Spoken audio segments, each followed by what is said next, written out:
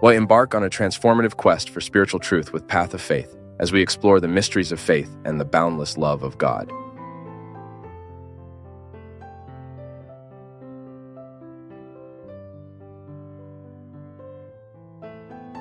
Often, we kill our life, or kill the opportunity to live well, because we are not able to read correctly what time is asking of us. Because that's how it is. Everyday time will ask us for something. And it's this attentive look that gives us this condition, this clarity to perceive what today is truly calling my name. What is it today that is truly calling for me? What is the reality today that is unavoidable? My people, sometimes we are so negligent in perceiving this that sometimes we waste a month, a year, 10, 20, putting our effort into a reality that wasn't meant for that moment. And that's why it's so interesting for us to develop the ability to say no and to say yes. That this is an ability that only maturity brings us. That sometimes because we are immature, we don't even know how to say no.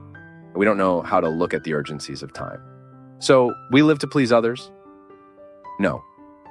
Before pleasing others, you need to perceive what life is asking of you. That not always what you can do to please the other is in line with what life is asking of you. Even for us to grow, we have to have the courage to cut many things. Sacred scripture says, a time to kill, a time to give birth. Everything depends on the keen perception that we need to have to look at the present moment and discover what truly deserves our effort.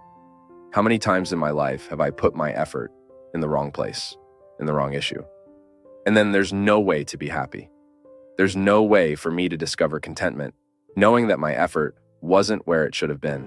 There's no possibility for me to feel fulfilled, to feel good about my choices. Because what will make me feel good is to look at the context of my choices and be comfortable with what was chosen. It's interesting because sometimes our way of living even deprives us of this perception. We are very strange to ourselves. Not strange with others, no, it's strange to ourselves. Strangers to ourselves. The body needs the soul. Yes, I need sustenance for my life. I need to give meaning to my matter. I need to put soul into everything that I am. Even in the house where I live, and life has taught me that the house is not a conglomerate of walls. The house is a feeling that occurs to me. It's not just a material construction, no. When I enter within those walls that I built with my work, there I identify the soul that sustains me. It's a feeling that occurs to me. I'm sure we all experience this. When we open the door of the house, when we enter, it's a good feeling that occurs to us. That's soul. It's when matter is full of meanings. It's when we start to attribute a meaning that goes beyond the walls, the furniture, the roof, the siding, the garden, the front gate. It's a feeling that occurs to us. And it's interesting that the quality of our life depends on and is intimately linked to our ability to infuse soul into things. I'm not talking about that soul, the deepest meaning of our life, that spiritual dimension that connects me with eternity. No, I'm talking about everything that lives and makes sense to matter, brings meaning to what is material. So we use the term soul improperly to realize that my objects are permeated by a meaning that goes beyond matter. As Rubem Alves used to say, there are things that are more than things. They are things that remind us. That is, they become a sacramental. Just as I bring a souvenir from the trip, that is for me just a sacramental of something that was good, that was lived, that was experienced, that made me feel good. But now, in my opportunity to infuse soul into this body, in this unique opportunity that I have to live my life well daily and thus inflate air into all of this, just as I perceive this other soul of the things in my house when I arrive with a feeling that occurs to me. Living well, bringing me the awareness that today, when I observe the urgencies of my life and I put my effort into these urgencies, I am infusing soul into my body. Oh, Father, this separatist view doesn't match with Christian theology. I know. This is just didactic.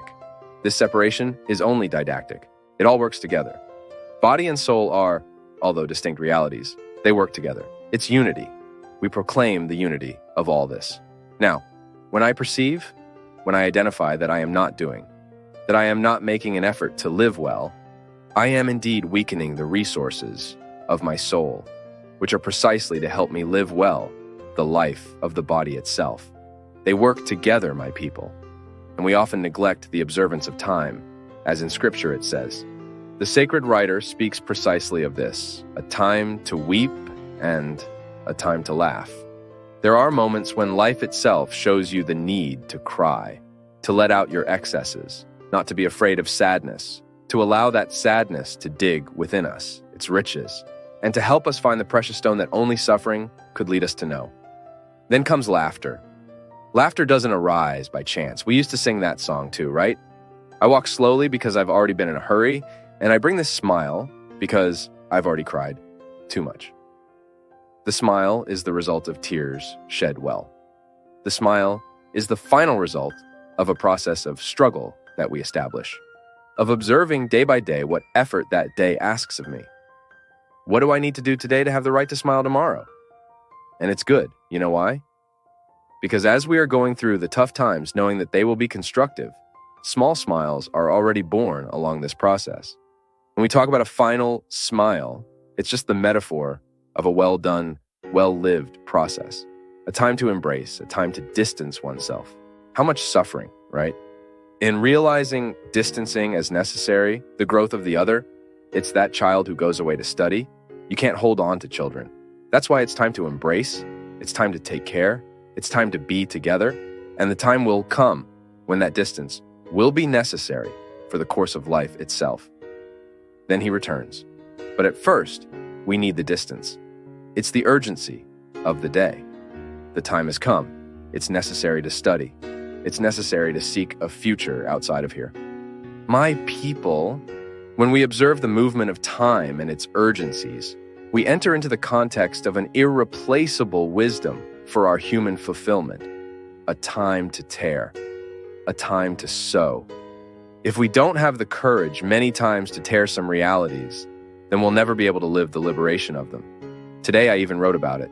Many times we lament losing, and when in fact we observe what we lost, it wasn't loss, it was liberation. How many relationships need to be torn apart so that later they can be sewn back together the right way? To make all the illusions we have of the other fall to the ground, or all the pretensions we judge upon the other. No, the other doesn't have to meet my expectations. The other has to be themselves. If by chance there was an empathy with me, there we build a relationship of friendship. If not, just a relationship of respect. But it's necessary to tear apart. We need to live the confrontation that will later provoke a liberation in us. Anyway, life will always ask us for observation. Life will always ask us for calm, patience, because in a hurry, we overlook all these needs and we're not able to recognize them. Have you ever stopped to think about that? That sometimes life isn't going well? It's because you don't even know exactly what you need. Sometimes we get so anxious, so distressed, and we don't know why. We failed to reach the key point. We failed to discover the neuralgic point there, where the conflict is actually starting. Patience, right? We don't even have the patience to discover what is distressing us. It's our rush. It's the strange life that we are going to live.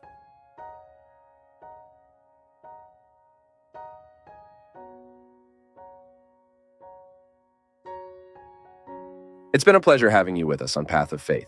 We value your feedback, so please share your thoughts in the comments, give us a thumbs up, share this video with others, and hit the subscribe button to stay connected with us.